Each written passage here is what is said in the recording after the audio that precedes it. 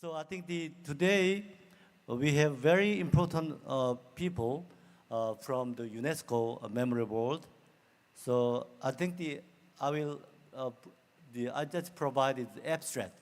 I'm not eligible to talk about UNESCO Memory Board, but as an organizer, also the convener, I have to say something, and then I just said brief session abstract.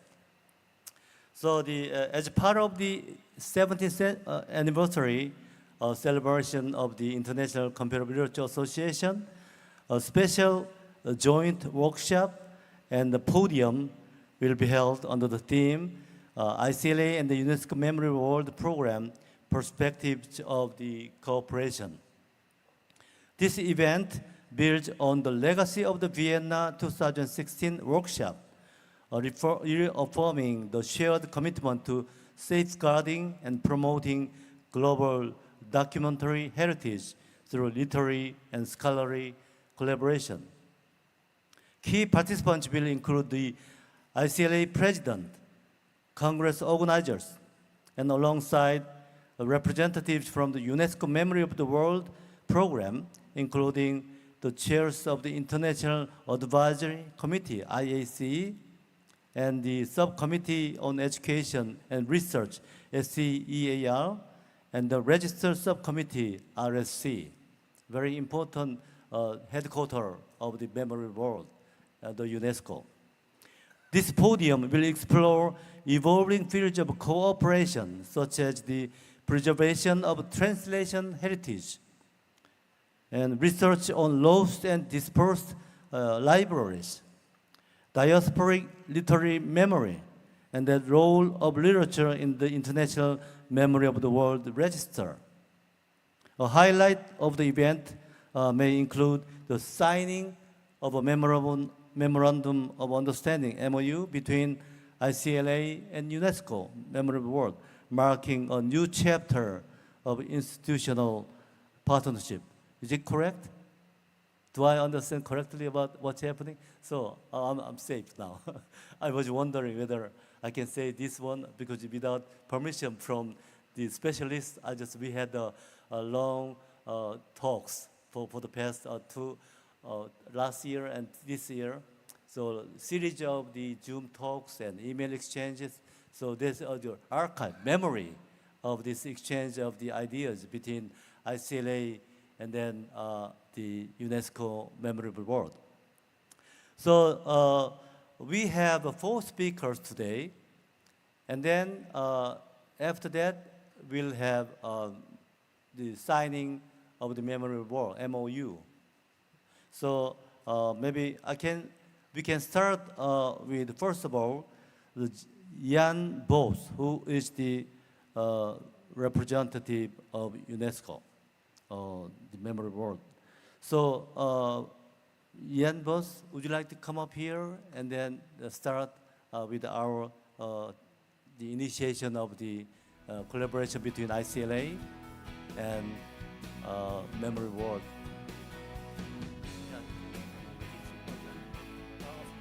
I think you better come up here and then feel comfortably. Yeah, you can sit down. It's better.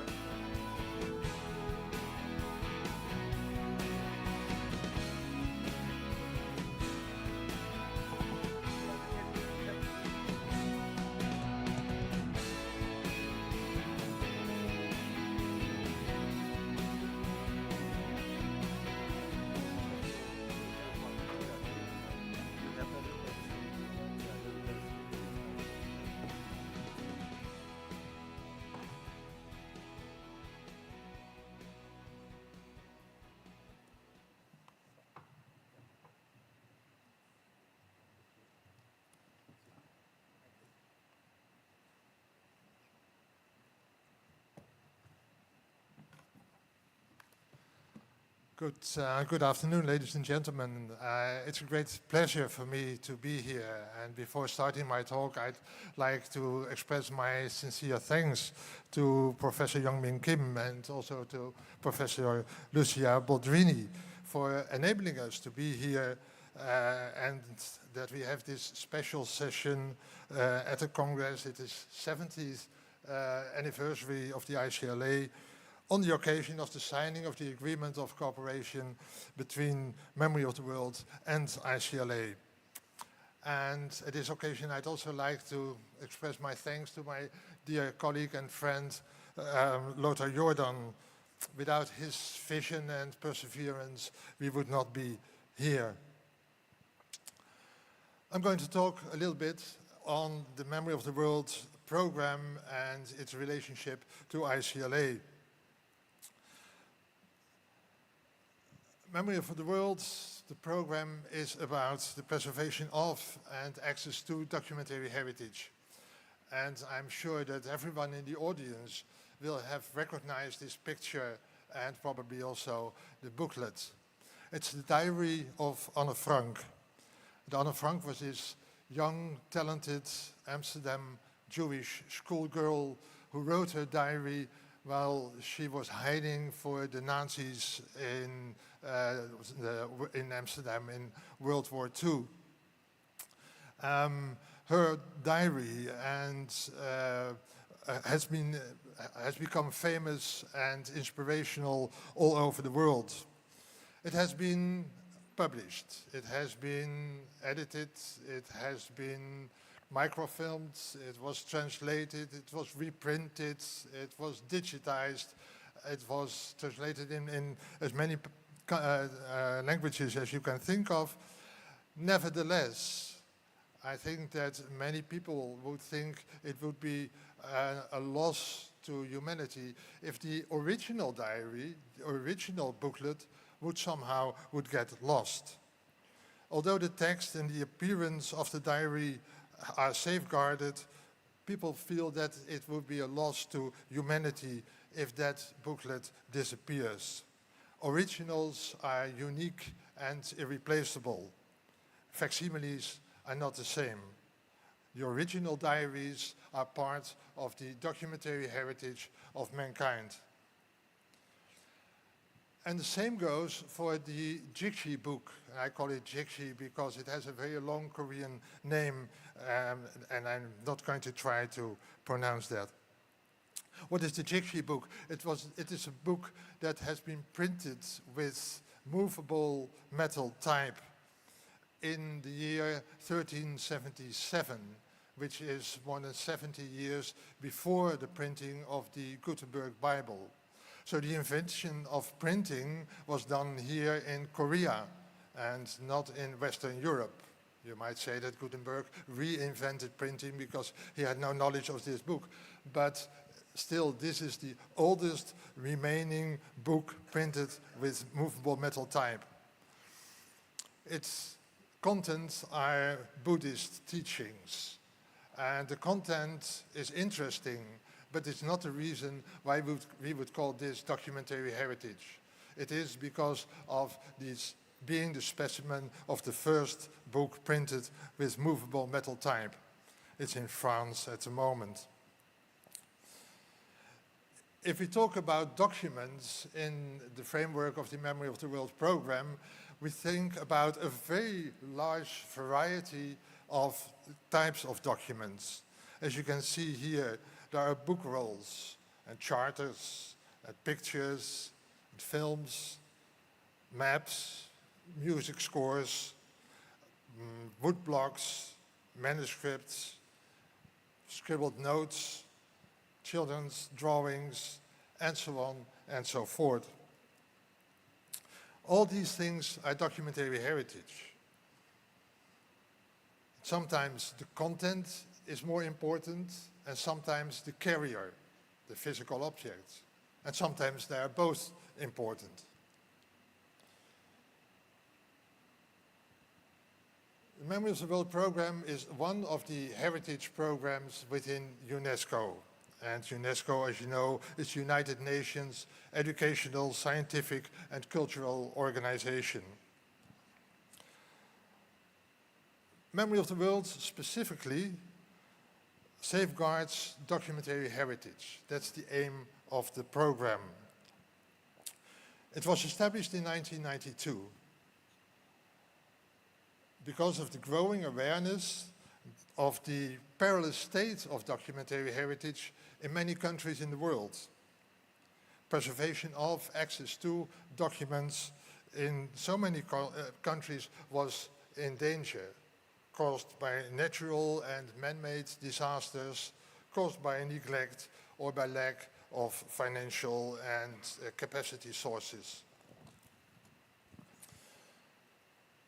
And much documentary heritage had already vanished forever, and much was in danger. So the need was deeply felt for a global strategy to ensure the long-term protection of documentary heritage, both for its historic and evidentiary value, as well as for research and educational purposes.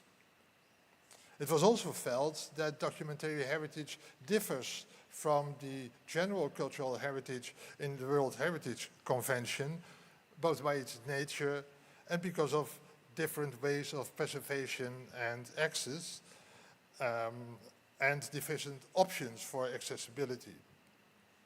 So the vision of the Memory of the World program is that the documentary heritage of the world belongs to all, should be fully preserved and protected for all, and should be permanently accessible to all.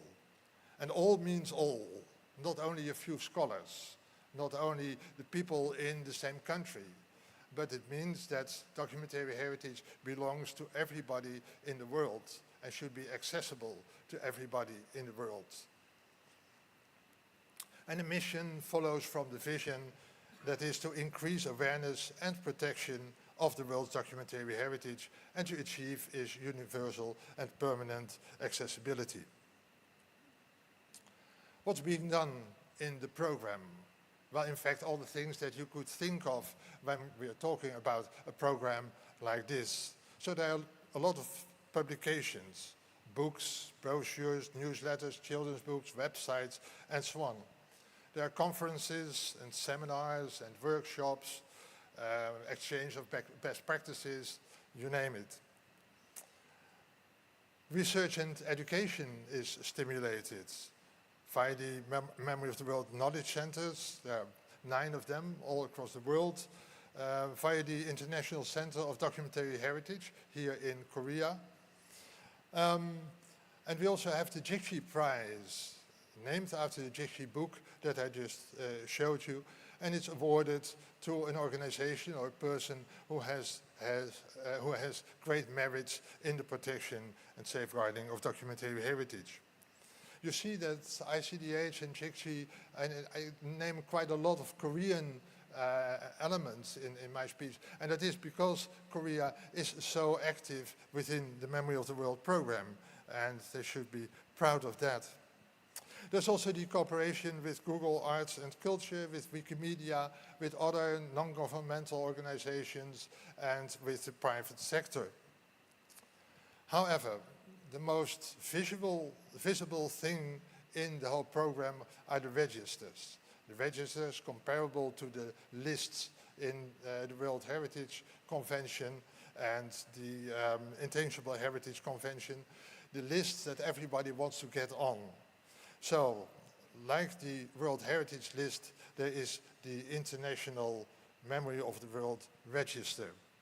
It's a showcase of the program. At the moment, there are some 570 items on the register, both individual documents and collections of them. And as you have seen, there are all kinds of documents, and they come from all over the world. Their common value is that they have world significance, that they belong to everybody in the world. Of course, there are criteria for being inscribed on the International Register, like the historic significance. You see, maybe you recognize this, a picture of Karl Marx, the famous author and founder of communism. Why is he there? Because his Communist Manifesto, at least the only one preserved leaf of that in his own handwriting, is on the list. Does that mean that UNESCO think that communism is the best ideology? No. It means that his works, his Communist Manifesto, Das Kapital and others, are of historic significance for the world. They have meant a lot for, of course, the establishment of communist parties in several countries and for many things that have happened in world history. Another criteria is form and style. And on the screen you see a page from the Book of Kells from Ireland, a very famous manuscript, and in fact no tourist can escape from Ireland without having seen this manuscript. So form and style is another criterion. The same goes for social and spiritual significance, for gender equality, for uniqueness and authenticity of the documents that are nominated and registered. They don't have to qualify all the criteria, they don't have to meet them, but at least a few of them.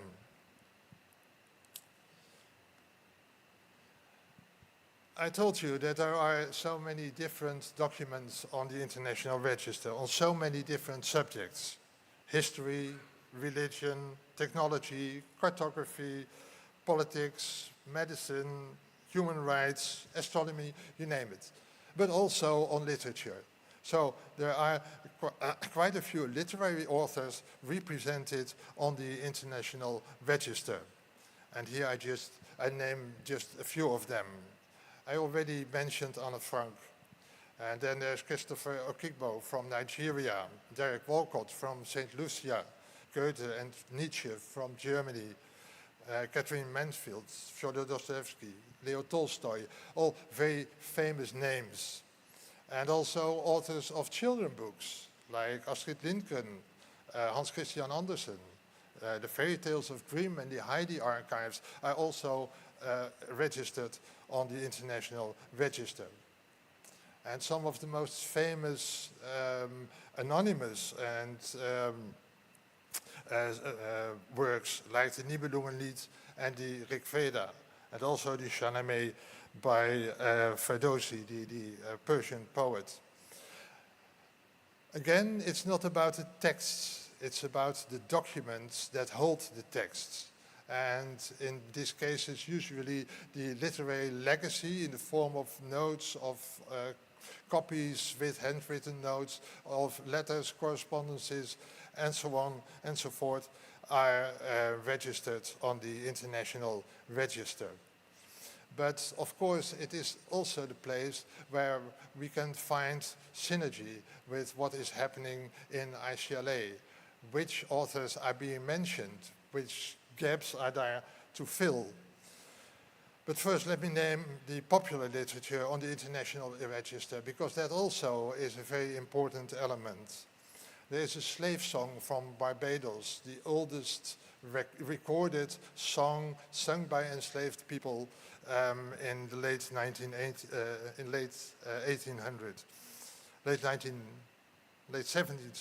18th century, I'm sorry. There's the Lira Popular from Chile, a collection of broadsides with ballads on actual circumstances and events. So if there's something happening in Chilean politics or in world politics, some author will write about it, and it will be printed on cheap paper with a cheap woodblock print on it and spread among the people. Very cheap, very popular, and very dangerous too, because it's the kind of material that disappears immediately. So this collection is on the International Register because it's so unique. And the same goes for a collection of Latvian folk songs and for Irish folk tales, and also for the very poetic rock inscriptions in Mongolia that you see on the screen there. So what are the opportunities for cooperation between ICLA and Memory of the World?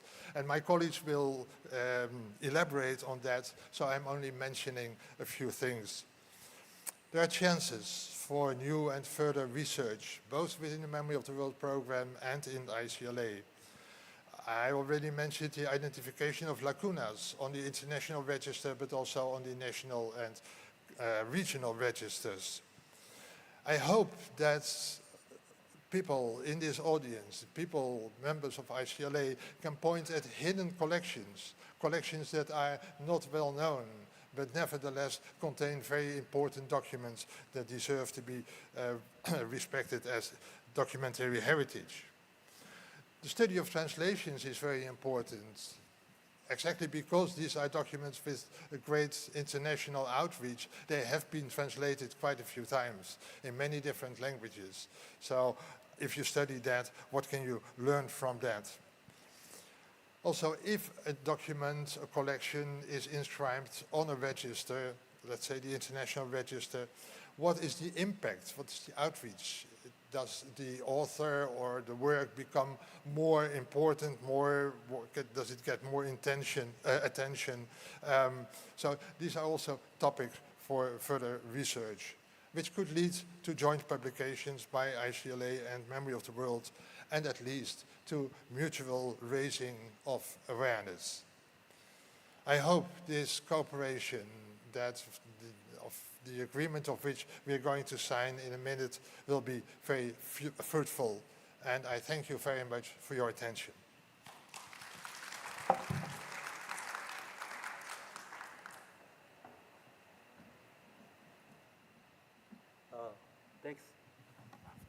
Thanks so much, Jan Bos, who is the Memory World International Advisory Committee Chair.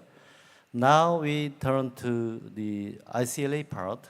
The president of the International Association, the Comparable Literature Association, Lucia Boldrini, she will talk about the critical eye of comparable literature.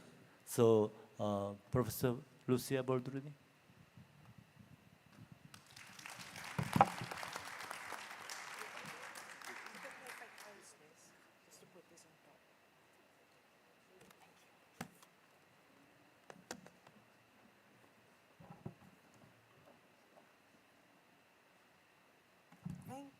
Thank you very much, Young-min, and thank you, Jan Bos, for having introduced the program so clearly. It is very exciting for me to be here to talk about and later shortly formally sign the collaboration before the ICLA and the Memory of the World program of UNESCO. It's, as has already been said, it's a collaboration that started 9 years ago at the ICLA Congress in Vienna. Thanks to the initiative of the organizer of that Congress, Professor Achim Hölter, and supported by the then outgoing president, Professor Hans Bertens, and incoming president, Professor Longji Zhang. And the collaboration was already taking its first encouraging steps. For example, the ICLA participated in the event celebrating the 25th anniversary of the Memory of the World program at Tolstoy's residence in Russia, about translations of Tolstoy. And then COVID happened and everything stopped, not just for this program, for the world, everything stopped. And as often happens, it takes time for things to be resumed, for things to start again, and for a while nothing happened.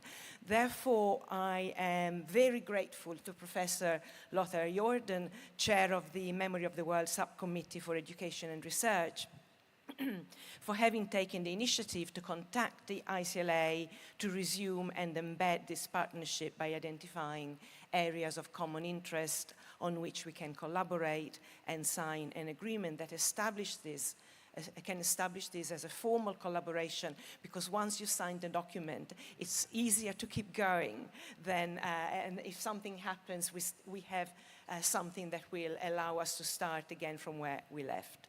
So I feel very, very lucky and also a little bit proud that it will be my signature on the document that we will sign later in the session, alongside that of colleagues from the ICLA on behalf of the ICLA, of the association, and alongside colleagues from the Memory of the World program.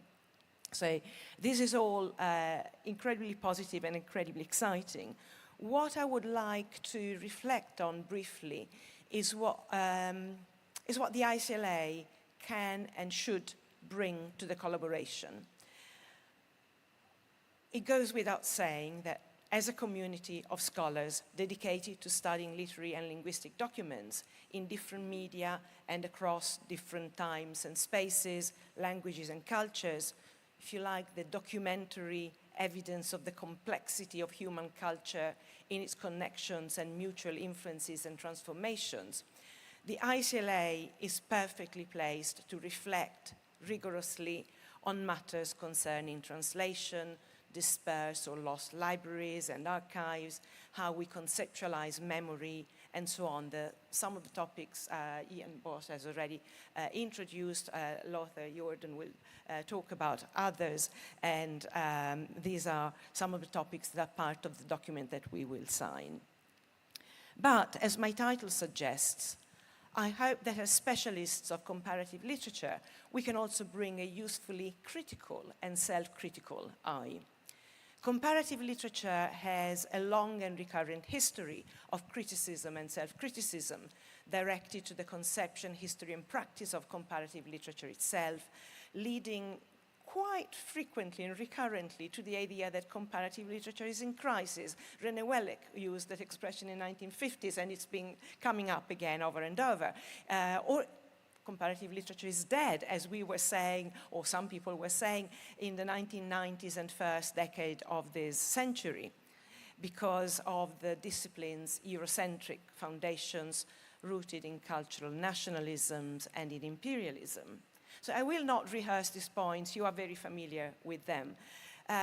My abstract mentioned the nuance and complexity that comparative literature can bring, and I quote myself here, to apparently straightforward assumptions about the intrinsic human or humanistic, humanitarian value of activities such as literary comparison or translation as bridge building. And this is all important, but all these fields are important. And I have no intention of being polemical at all. I just want to invite some caution and self-scrutiny as we talk about these concepts. Of course, we are right to seek to preserve documentary heritage. There's no question. That's absolutely not in question. But we also should ask ourselves questions about the intellectual and ideological foundations through which we select and attribute value to the documents collected and their interpretation. How do we choose to preserve, what do we choose to preserve and what is not preserved? Who makes the choice? What is exhibited or kept in storerooms in museums? What is catalogued or left unsorted in boxes in archives? What do national funding bodies agree to fund to study and research on at academic level? And what is considered to be unworthy of funding and therefore drops out of university curricula and therefore of further development or the further training of future generations of scholars? So all these questions are relevant to what we choose to invest our documentary preservation, conservation efforts in. If we think of oral cultures and oral literature, how do we document that? And what are the implications of using the methods and tools of a culture that relies on writing or on electronic recordings, for example, for the recording and documenting of the verbal artifacts of cultures that do not use writing or do not use those tools? What erasures may be carrying out? What impositions of conceptions of what constitutes a text, of what form an oral text should be, in what form an oral text should be written down, or what appropriations do we perform as we decide to record it in a certain way. If we record it in an audio sound file, for example, which version do we record given that each iteration of an oral performance will be different? And what are the consequences of having thus selected one version of it? And as we start asking this type of questions, so many more questions come to mind and almost rush out. It's not just about what documents, but how. When we preserve documents that record a culture, from the past and the present. We should, the comparative literature and literary studies more generally tell us that we should also examine them for the ideologies that may have embedded privileges and power or lead to erasures of other forms of knowledge. And just to mention a very obvious example, so obvious that it's almost on the point of being banal, we can think of Edward Said's analysis of the way that Oriental others are constructed by the West, or the way in which the wealth that enables a culture to thrive is obtained through the exploitation of others, and how all of this is inscribed in certain literary documents in subtle ways that require careful analysis. And here I'm still thinking of Edward Said and his interpretation of Jane Austen's works. So I'm not saying that this should not be done, or that these documents do not have the historical importance, but as we preserve them, we should also be aware of the implications of those documents within their socio-political contexts. One of the areas of collaboration is that of the memory of translators and translations. And to put this in a very bold and simplistic form, documents are knowledge and knowledge is power. This sounds like Michel Foucault, but it is a trope well known in the Middle Ages in the concept of translatio studi et imperi, translation or movement across of knowledge and power. The idea that knowledge and power were tightly related and moved from the Eastern Mediterranean, from the east towards the Western Europe, Italy, then France, then England. And this is something that Eric Chaffetz in his now classic study, The Poetics of Imperialism, Translation and Colonization from the Tempest to Tarzan. I love the title, From the Tempest to Tarzan, which he published in 1991. It is probably the first book that examined consistently the impact of translation in the project of modern imperialism. So Chaffetz shows that this topos of translation studi et imperi was one of the classical, medieval, then early modern tropes that gave intellectual legitimacy to the translation of the savages into the more civilized language and values of the conqueror. And of course I put savages and civilized in scare quotes, so I'm doing the kind of little rabbity sign. So as we preserve the memory of a translation or translators, we should also be aware of and analyze its possible effects or the implication with existing power structures, or of course also the attempt to break them down. So the anti-colonial attempt to break those power structures down, for example. So again, I'm not saying that we should not do that, or that some documents are more controversial. Well, there will be some will be more controversial than others. I'm not saying we should not preserve those, but we should always think about the implications of those documents themselves at their time and subsequently, and the effect they had on subsequent documents and subsequent culture and events. Linguistic policy is an important aspect of UNESCO. Every language should have equal value. Although, of course, we know that there will be languages that dominate. French and English are the languages that are used by UNESCO in the same way as they are the languages used by the ICLA. That's inevitable. We are not going to be able to use every possible language all the time. But one of the things that we normally assume is that multilingualism is something to be celebrated because it helps us connect across boundaries of language and enhances mutual understanding. Of course, this is all true, but multilingualism can also be a way for those that have access to education and higher education, to the means to travel and experience a language in its context that have access to the ability to obtain visas. So multilingualism can become a way to re-entrench privilege and hegemonies. How different is the multilingualism of those that have had access to education and travel from that of diasporic subjects, refugees, individuals displaced by wars or famine or persecution. How differently should we examine and document the languages of these different types of multilingualism? So these are the type of questions that I think comparative literature perspective can help raise. Similarly, we can celebrate the way that comparative literature can open us to otherness, but we can also think of examples of how comparative literature has been used to bolster nationalisms and even authoritarian regimes. And what I have in mind as I say this is the way that National Socialism, Nazism, supported towards the end of the regime from 1944 a cross-national European agenda which embraced crossing borders, both literally the sense of invasions and armies conquering invading other lands, and figuratively in terms of literary studies and literary contacts. And here I'm thinking in particular of the work of Oliver Lubricht on this topic.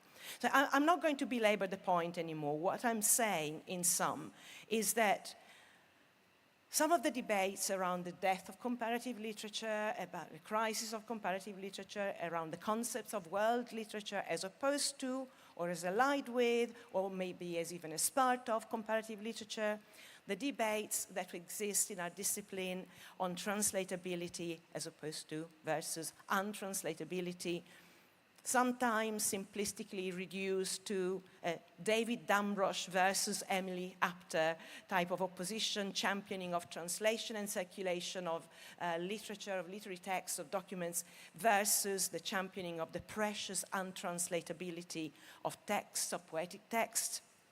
All these can be interesting intellectual discussions. They can be sterile intellectual self-involved debates, or they can signal to us that we have to be conscious of the complexities and risks and real-world impact that may lie under the humanistic desirability of translation, of literary cross-cultural comparison, of documentary heritage description, and so on, which, I repeat, does not for a minute mean that we should not do it.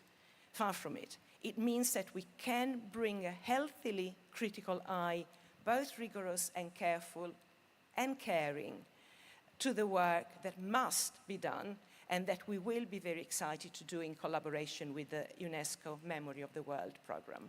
Thank you.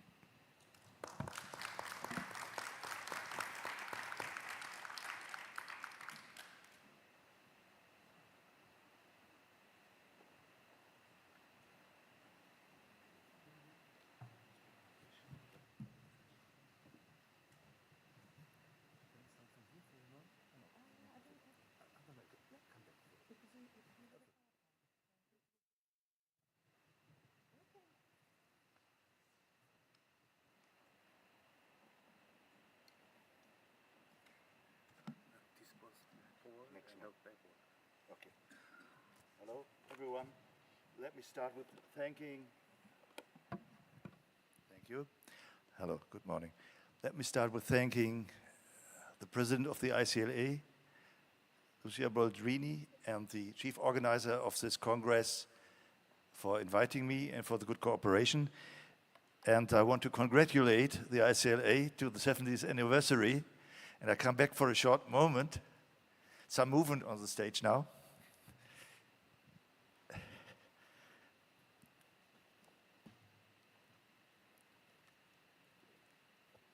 So, with a little book from our side on the program. So, thank you again.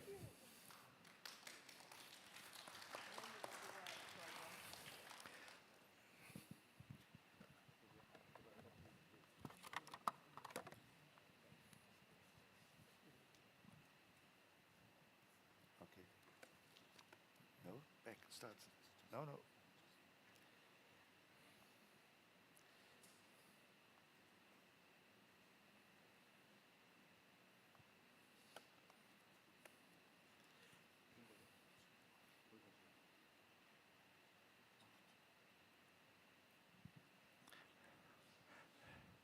It's very hot, even for the computer.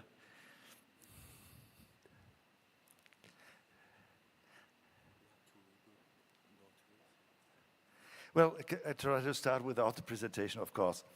So my presentation introduces 3 fields of education research that are both interesting for comparative literature and the UNESCO Member of the World program.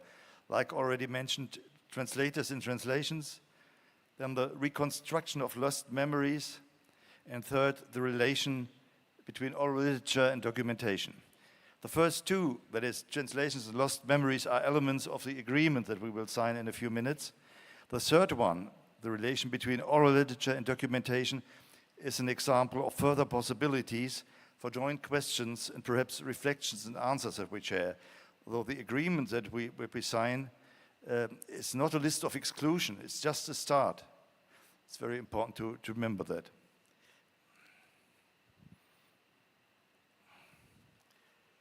Now, just very short history of the program already mentioned. On the photo you see from the left, Hans Bertens, then president of the ICLA, Achim Hölter from Vienna. He was the chief organizer, myself, then Jan Boss, who at that time was chair of the Register Subcommittee, and Abdullah Al-Raizi, who was the chair of the International Advisory Committee.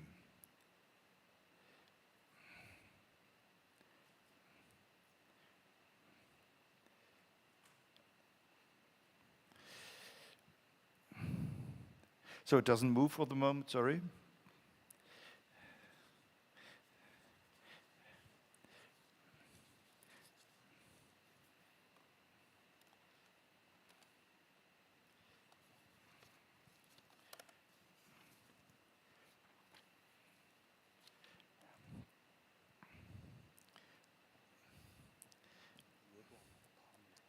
Okay, that's you see the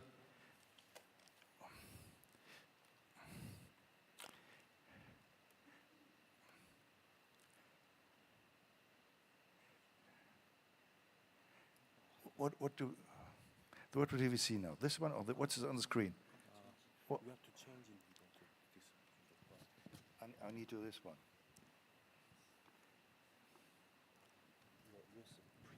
Sorry? Your USB. Stick? Yes.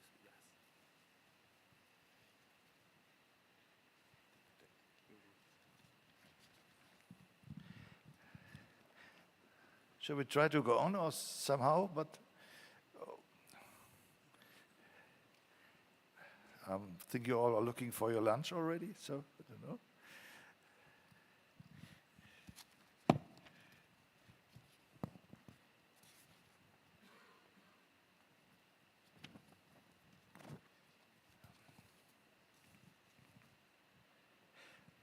Well, let me come back to this in a few minutes, to the first field, translators and translations.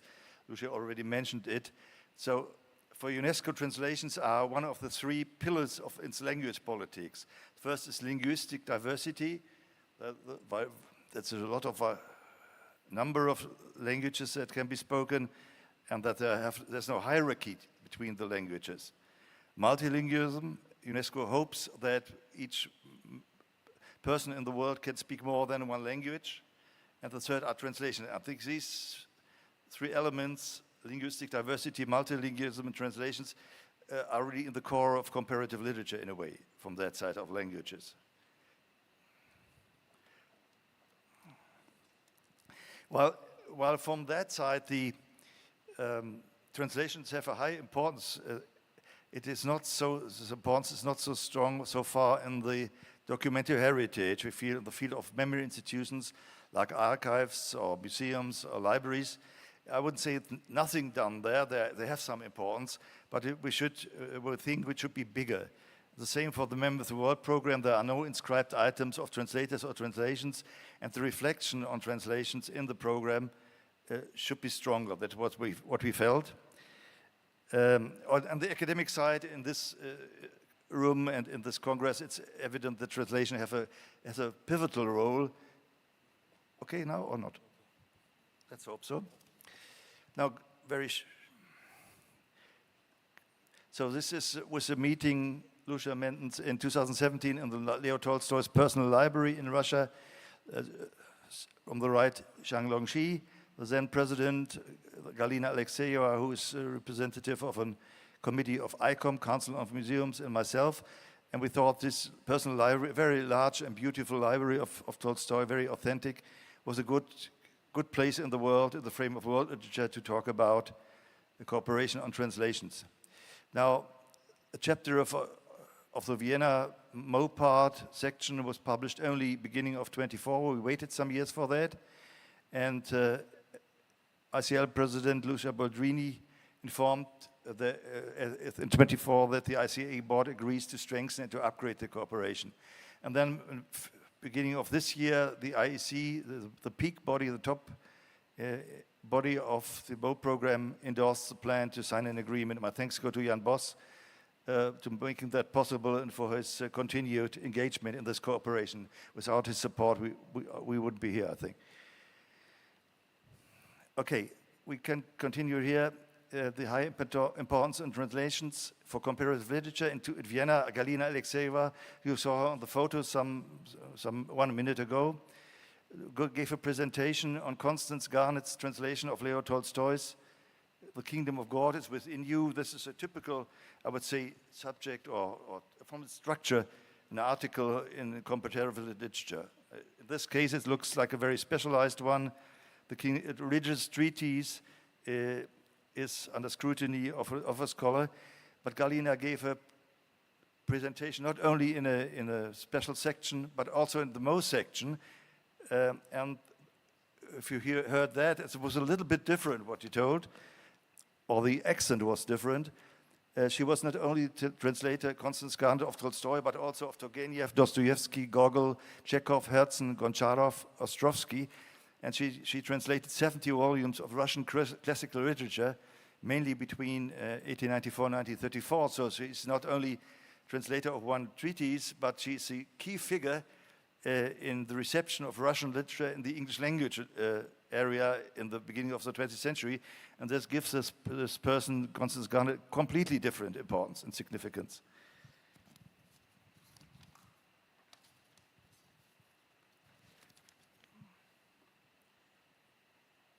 So from that resulted the plan to draft a manifesto for safeguarding the memory of translators and translations. This is a draft. The text, you could say, is a nearly facsimile in a joint working group between the Memory of the World Program, the ICA, International Council on Archives, and the ICLA, which have agreed, and others, world associations may come in. I think it's the first time that at least 3, and there will be more further associations, cooperate on such a task. This manifesto has the task to change the politics of acquisition and collections in all memory institutions, if possible, in the world in the next 50 years or so. So, and the catalogs too, that the translators and translations have a better role in the memory institutions. And in the very long run, this will have a positive impact, we think, for comparative literature, if the situation of translators and translations in the libraries, in the museums, in the archives is much better and much more visible, and more material perhaps collected, and we have different catalogs from today that will be a great help perhaps in the next century for the people that follow us.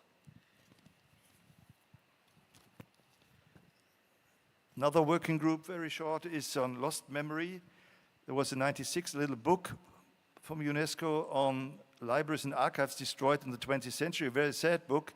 It just collected the losses and destructions mainly by Second World War. And now we want to, in a working group, make a little, let's say, special issue on the reconstruction of lost and dispersed libraries and archives. There are research projects, for example, on reconstructing the libraries of Michel de Montaigne, or of Ludwig Tieck, German writer and translator of Shakespeare and Cervantes. But there are other aspects like diasporic archives, the papers of writers from the Caribbean, for example, which went to Western universities or museums, and how that could be, let's say, it's an aspect of colonialism and how that can be recovered in a way. And the third field, which will not be in our agreement yet, is the relation of intangible cultural heritage, documentary heritage, or oral literature and written literature. This scheme is taken from an article by Jo Blaersen, Literary History Outside the Gutenberg Comfort Zone. It's a dense article, very short, European literature had a part which was oral. It was ballads, with folk songs, with big epics like the Nibelungen song, which was mentioned before. But then in the early 19th century, modern philology took over, around 1820, and that the interest changed. The philologists had interest just in written literature, in printed literature, and that changed the perspective until today. And rather provocative, Joop Leersen says, in this comfort zone, still literature and comparative is today. And that means we all, as scholars of the majority of us, not all, the majority concentrates on printed literatures in the European languages in comparative literature. And he proposes to open the view of comparative literature to feel beyond written literature, beyond European languages. And we have this, let's say, conflict, if you wish, also, or this difference. Jan Bos mentioned that word documentary heritage and intangible cultural heritage do different programs for culture. And this tension can be shown in the line of Leersen, but since the 90s, this was discussed already inside UNESCO. This is a photo by Lydia Mutuma. She's lecturer at the Technical University of Kenya, in an article for our newsletter. And she makes critical remarks on the documentary heritage program and says there are other forms even to tell stories in her ethnicity. For example, even the belt can tell a story. And that would not be included in the documentary heritage. It's a certain complaint. And we can bring both together, the aspects of the UNESCO side and that of the Leersen article. This is on Manas. Manas is the national epic of Kyrgyzstan. Very important. If you arrive there, you arrive at the Manas airport. On the right side, you see both photos were made in 23 when we visited Kyrgyzstan. It's a photo of the transcription of this Manas epic by Sagim Orazbakov, which was inscribed into the International Member of the World Register. On the left side, you see nearly on the same day a young man, a narrator of Manas. It's more a performance than a reading from our standards, and he's very impressive. So we have both sides. In Kyrgyzstan, we have the document, and we have the ongoing oral tradition. That's very fascinating. But I cannot go immediately. You will think about the tensions, and the other side is about the possible synergies of both sides. So now, how can we cooperate? We'll have the agreement soon. We have joint working groups. The subcommittee has a network of cooperating institutions and corresponding members, and you are invited to consider whether that could be interesting for you. We may have a research committee. We can have publications, meetings, teaching. And Jan Bos already said ICLA could participate in the assessment of nominations. But I'm sure you and your colleagues, which are not in the room, will find more possibilities of cooperation. I'm really looking forward to that. Thank you. Let's cooperate.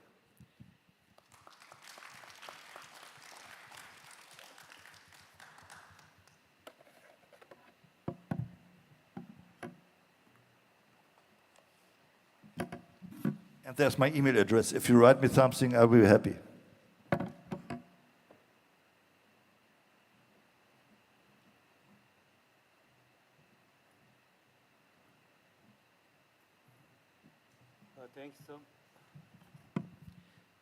Thanks, Jordan. Now, next speaker will be E.V. Ramakrishnan. Let me open the...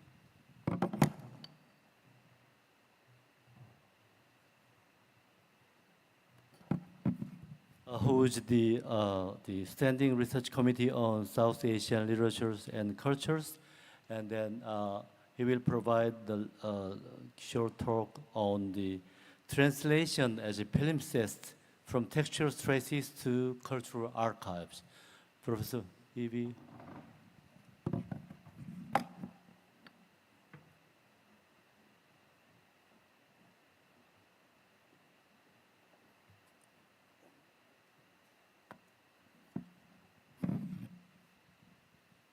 Thank you, Professor Youngman.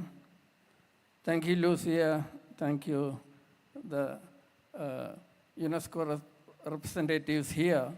I stand here as an academic who has been involved in a series of seminars on mnemonic cultures and mnemonic practices in oral cultures. And I was really excited when this proposal was brought before the EC of ICLA.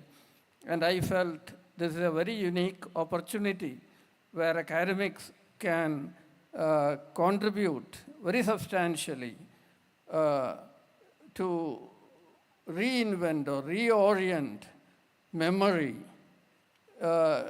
in a very meaningful way in the educational and cultural domains of contemporary society.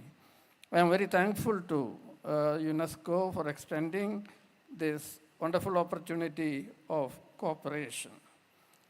Disciplines like comparative literature and translation studies have always emphasized the significance of border crossing and discovering difference as a defining feature of cultural lives across all countries. It's important to look beyond the nation states as a frame to situate memory. That's one thing which I propose, that we need to go beyond the frame of the nation states, as they tend to essentialize identities into reductive, quote-unquote, political terms. A more nuanced approach in conceiving of memory would demand familiarity with the range and reach of the mnemonic roots of oral cultures. Even when I use the metaphor of the palimpsest, even below the written, there are layers of unwritten or unrecorded, undocumented, sometimes performative, sometimes visual translations or manuscripts. I cite one example. When many of you must have heard of the famous book called Roots by Alex Haley, published way back in 1970s. And Alex Haley tells that the story of Kunda Kinte, an 18th century African who was captured and then transported to America to be sold as a slave, this wonder story began in his grandmother's storytelling in his childhood. And the grandmother remembered some of the words which were passed on by this original ancestor who was brought from Africa.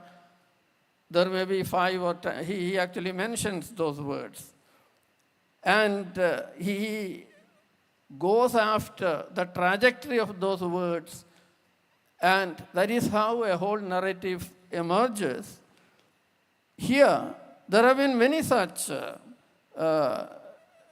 narratives which actually emerge out of sometimes objects. In Malayalam, I come from South India.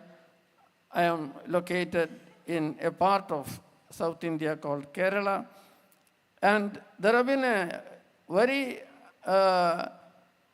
innovative group of young historians who have been exploring the unwritten history of slavery in this part of, which has something to do with migration and colonization and a whole lot of interventions in the cultural memory of the entire period. They have actually, for example, in one instance, Vinil Paul is a very young historian. He has actually traced the historical records of the court. Some of the courts have recorded the cases regarding slavery. And these court records actually establish there was the practice of slavery in parts of Kerala in late 18th and early 19th centuries.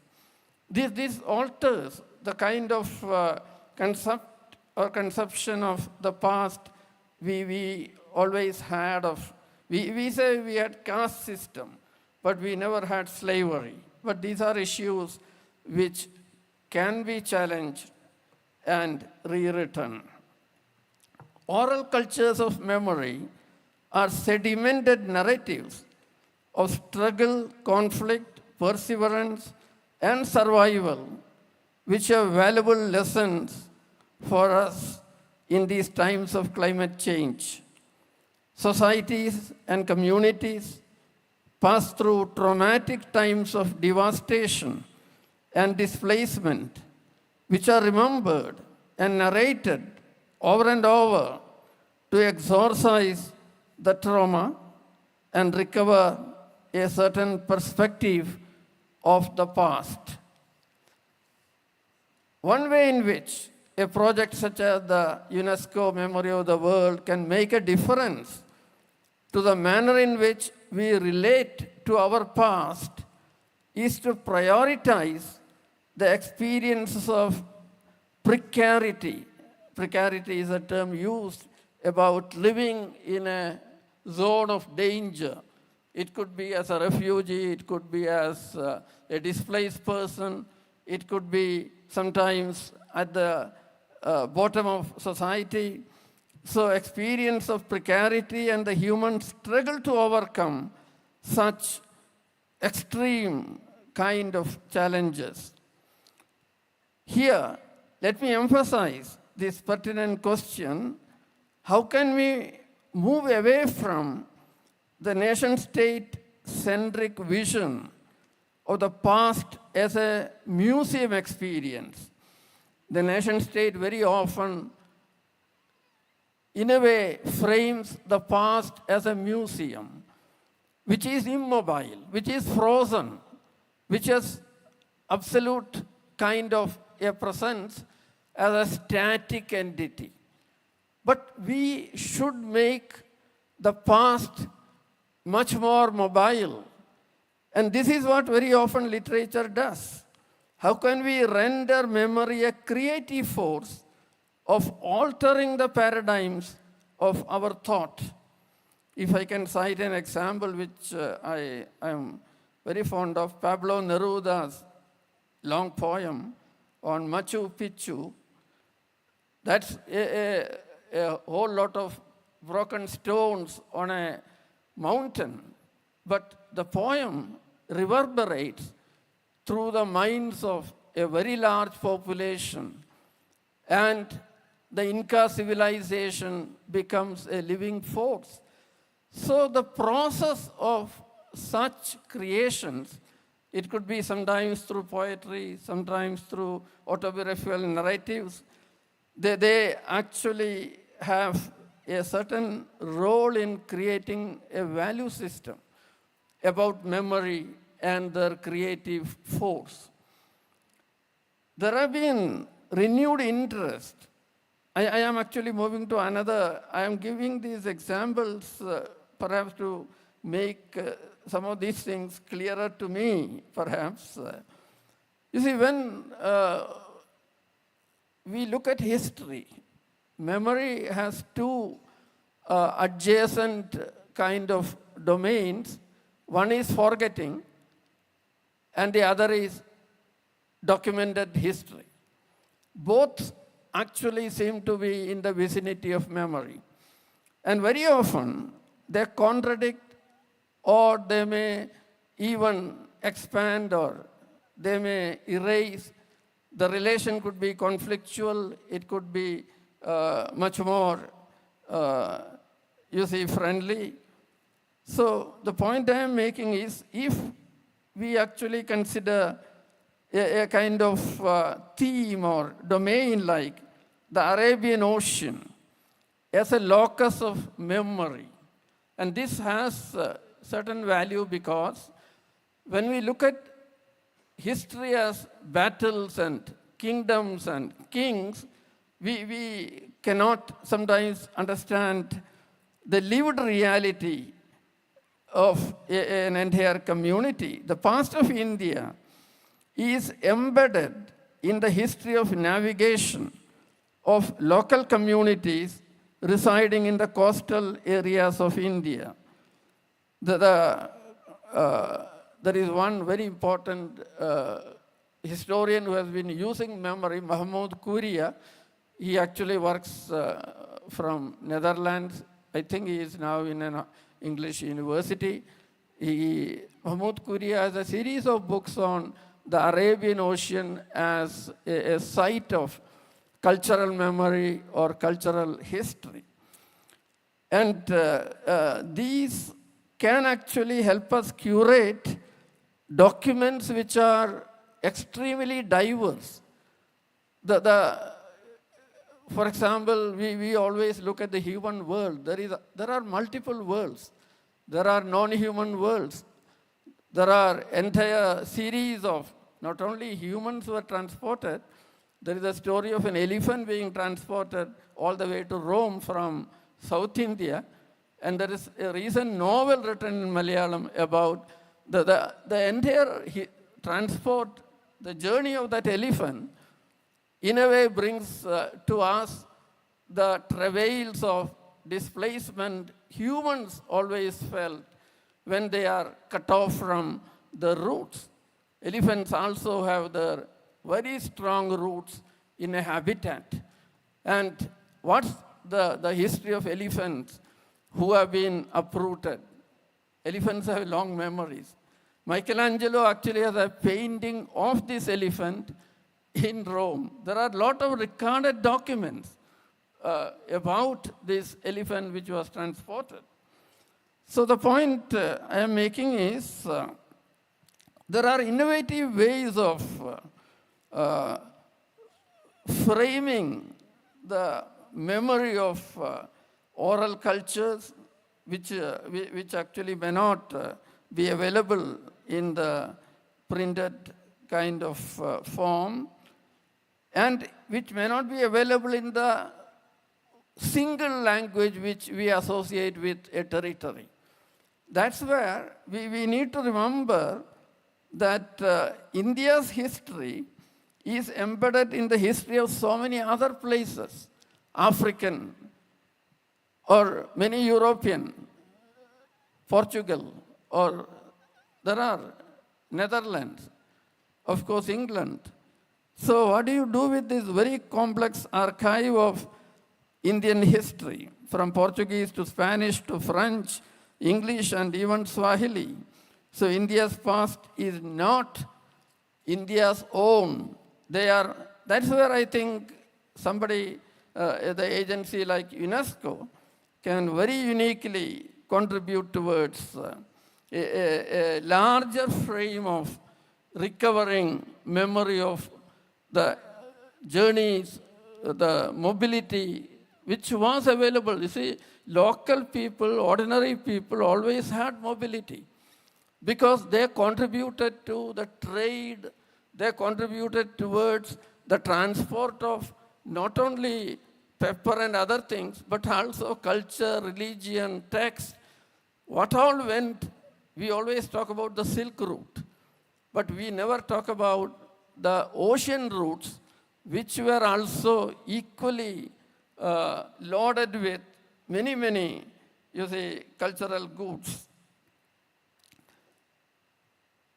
You see, there is a very famous book by Paul Gilroy on, the book is called The Black Atlantic, where he argues the slave ship can be used as a chronotope in historical narratives, and it will capture a whole spectrum of European history, which cannot be accessed through the records of lands or narratives of land and their territorial kind of struggles. So we need to think about how we can actually look at the there are chronotops of this kind. It can be the slave ship. Can we use the monsoon, the northwest monsoon, which allows navigation, which has also, over a period of time, created a lot of literature. Monsoon also creates cyclones, and you see, there are great records in the popular memory of such calamities, which also sometimes can be a great resource in times of climate change. We have, for example, Malayalam is a language which has created creolized version of Arab Malayalam and also Jewish Malayalam. Similarly, Gujarat, which has a long coastal area, has something called Persian Gujarati, Farsi Gujarati. So all these creolized languages now, they are out of, you see, there are very few people who can read them. Jewish people have gone back largely from Kochi or some parts of Kerala. But their memory, they keep coming. There is a synagogue even today in Kochi, which houses a lot of objects. There is a whole lot of novels, fiction, short stories written about Jewish people in Malayalam. I would also mention in this context, because there are contact zones. Sometimes an object could actually form the fulcrum, the locus of a contact zone, which can open up large vistas of the past. There is a text called Hortus Malabaricus. Hortus Malabaricus means the Garden of Malabar. And this text was printed in Amsterdam. Sometime this was commissioned by the governor of Dutch Malabar, Hendrik van Reed, and it's an exhaustive listing of the plants, the flora of Kerala in the 17th century. It has illustration, not only illustration, detailed notes on the herbal use of each of these parts. For example, something like a coconut tree will take 10 or 12 pages. Each part of coconut tree, you have a drawing, you have a long list. You see, the hero of this book is a local physician called Itti Achyutan, a lower caste man who was well versed in, from morning we have been talking about this tradition of oral knowledge about plants, herbal kind of. So Itti Achyutan was the informer. He provided the basic information for creating this great work of, which was published. It had Latin. It also had, it didn't have Malayalam. It had English. It had 4 languages. But then recently it has been translated into Malayalam. But the point I am putting forward is a worthwhile project on a book of this kind, because it is on the cusp of print and orality. It is on the cusp of conquest, but then who is conquering? Now you cannot remember Henry van, Henrik van Reed without remembering Itti Achyutan. So conquest is there, colonial conquest. Lucia mentioned that whole history of erasure we have in colonial and imperial kind of discourses. But the question which a project of this kind can ask is, in how many narratives a book of this kind can be located? There is a story of print, there is a story of the coming of the book, there is a story of orality getting transformed into a source for modern knowledge. And I'm coming to the last part. When Toni Morrison spoke about rememory, the power of rememory, she was talking about the power of rememory to possess the haunted sites of traumatic past. And she was asserting the humanizing role of memories in modern times. As we have already mentioned, traditional historiography, which tends to be Eurocentric, has contributed towards pervasive amnesia of the cultural history of colonized communities. Translators and translations moved between multiple layers of the past in recovering the lost realms of experience. And I will leave out a few things which A.K. Ramanujan, he has a lot to say on, and since all of you are familiar with this entire arguments about the Sangham literature and a lot of other things. But then I use the metaphor of the palimpsest in the title to suggest that a text is superimposed on many layers of other text which are interpretations of experience. It could be visual, it could be performative, it could be a stage performance, or there are Ramayana paintings done by both Hindus and Muslim painters in Jaipur. Entire calligraphy, entire drawings done by a group of painters, painstaking work, which actually went on for 20 years, 30 years to put together one epic. So these are collective kind of works. We should know how they preserved certain kind of memories.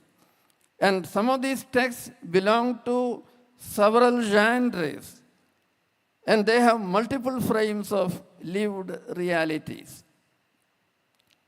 And Lucia did mention about translatability. I would actually argue untranslatability sometimes should be taken as a value which contributes towards or which signifies a greater interiorization of an experience. So everything need not be translatable. Everything need not be accessible to quote-unquote modern idioms, modern languages. And Lawrence Venuti, in a very famous phrase, he talked about the invisibility of translations or translators. And he was actually talking against what you call the fluency of translations. We need to actually be scared of a fluent translation, an easy, confident-looking translation. Translations always exist in a liminal space between several meanings, several layers of interpretations.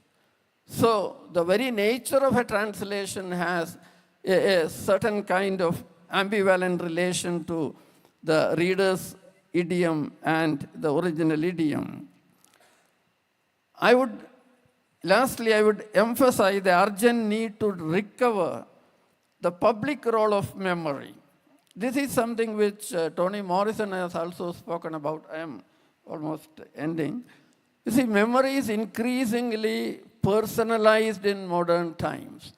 Autobiography, look at our emails and social media postings, and memory appears to be a highly restricted personal kind of space.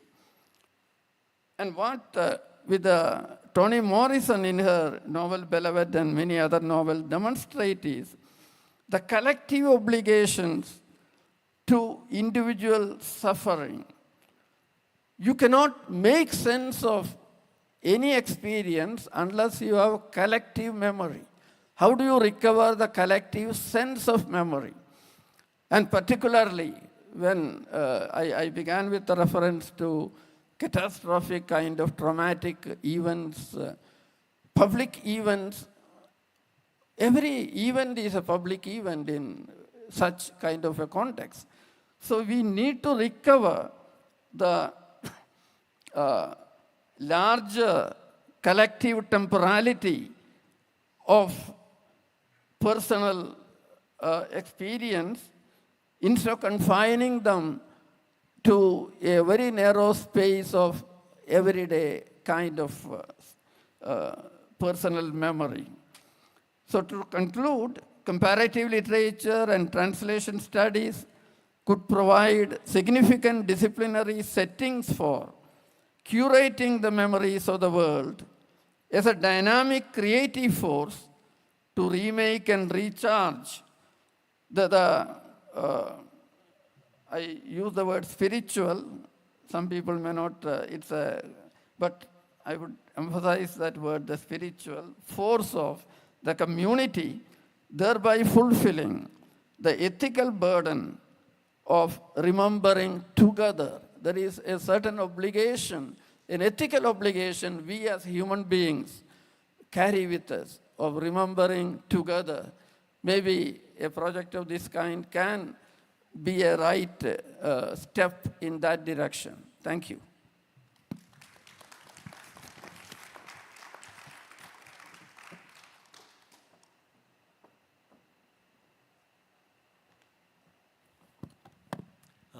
Thank you so much for Professor R.B. Krishnan's profound understanding of the translation and the world memory.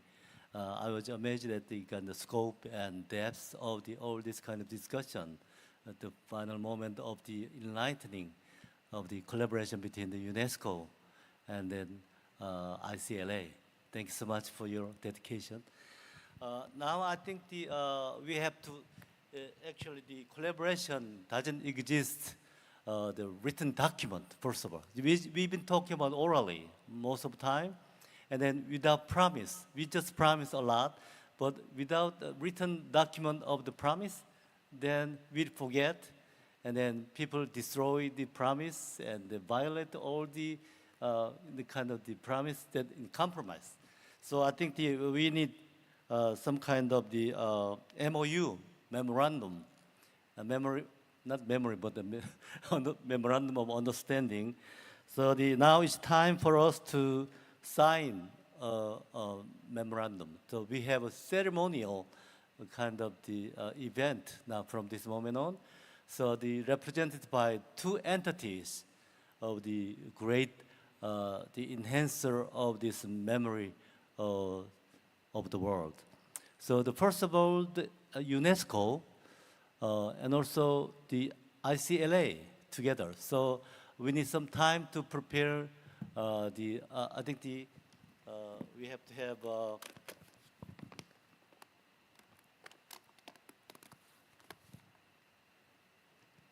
agreement on cooperation. I had a difficulty in finding out the right place for the beautiful memorandum papers. So I just had printed it out of the hotel, So, but it's colorful. So we have two sets of the memorandum. So we are going to sign, first of all. So I want to divide this, maybe the secretary of the ICLA. So Ipsita Chanda from India will be coming up here. And then maybe you are the right person to sign it, but I'm officially the organization. Yeah, okay. So you sit down here. And then we'll have a ceremony.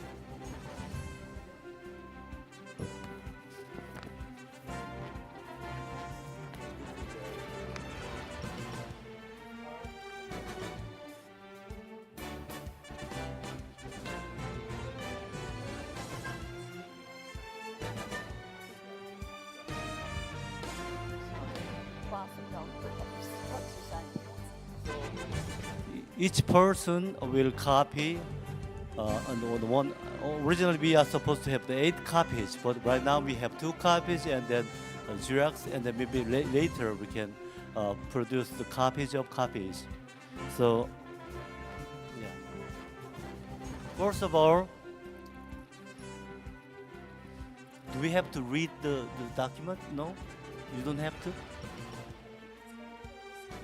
Yeah, on screen. Yeah, okay.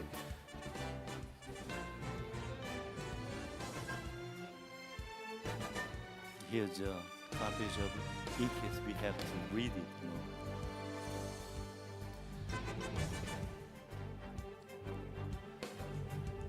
From the UNESCO Memory of the World program, we have 3 people, the officials of the International Advisory Committee of UNESCO, chaired by Jan Bos.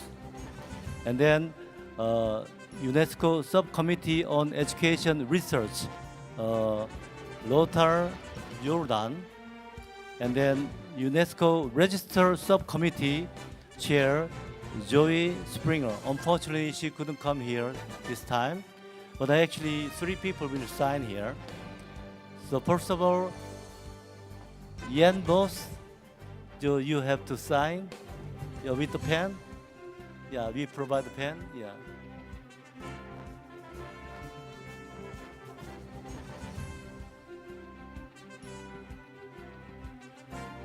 So when you sign it, okay, great. Yeah, you can exchange. Yeah. And both Jan Bos, the chair of the International Advisory Committee, has signed it, and then Lothar Jordan from Subcommittee on Education and Research has signed it. So later, maybe Joey Springer will join later. So that's done from UNESCO Memory of the World program. Okay. And then now moving to the ICLA, International Comparative Literature Association, headed by President from 2022 to till 2005, Lucia Boldrini.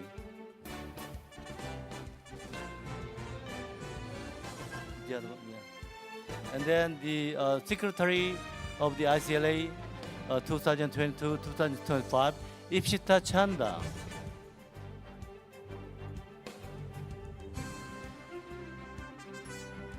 And myself as the organizing committee chair of the 24th International ICLA Congress and the chair of the ICLA Standing Research Committee on Translation Studies. So I'll sign it.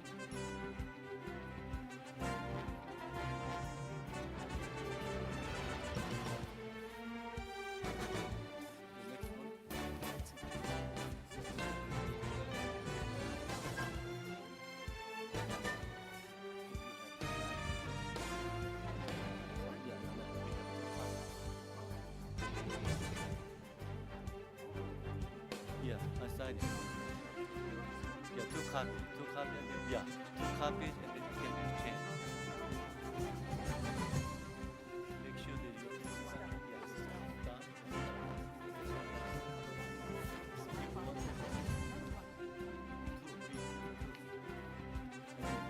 We can exchange with the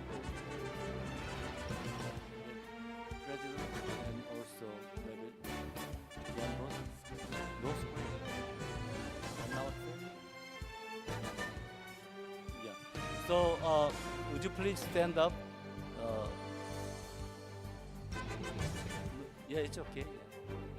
Yeah. Now it's okay. Yeah.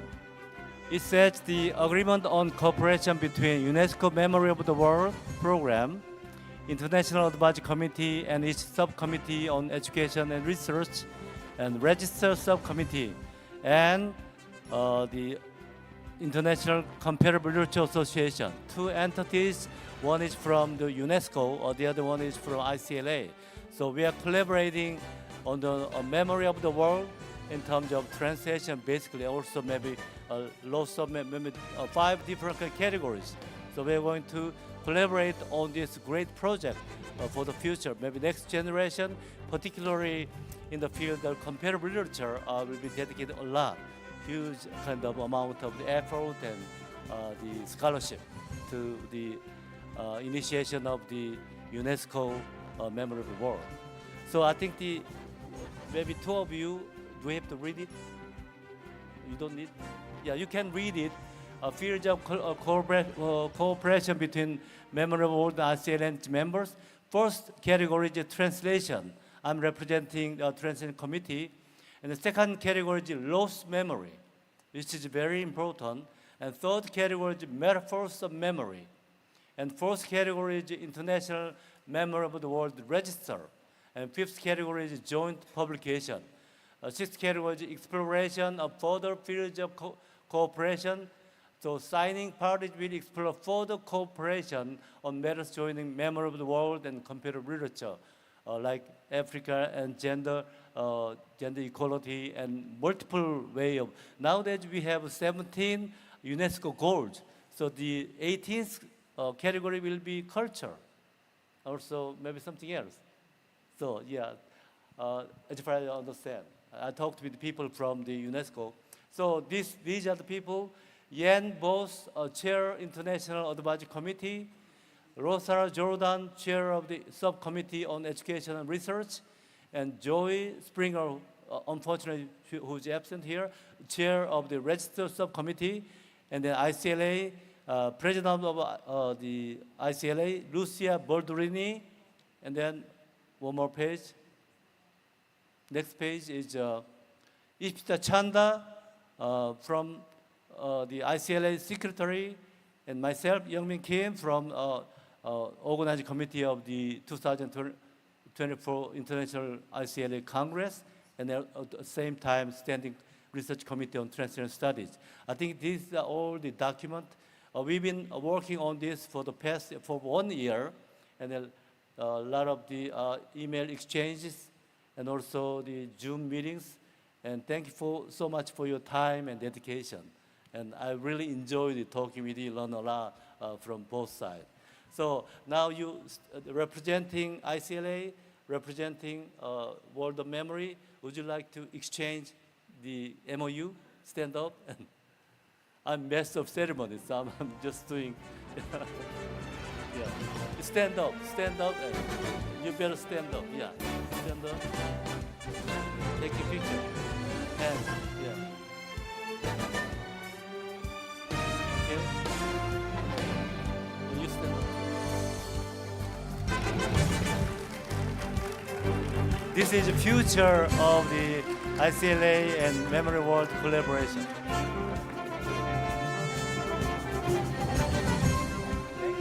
Thank you so much for your participation. Even though the audience is small, but I mean, actually this has been videotaped and on the web page and on the screen. Yeah. So, thank you.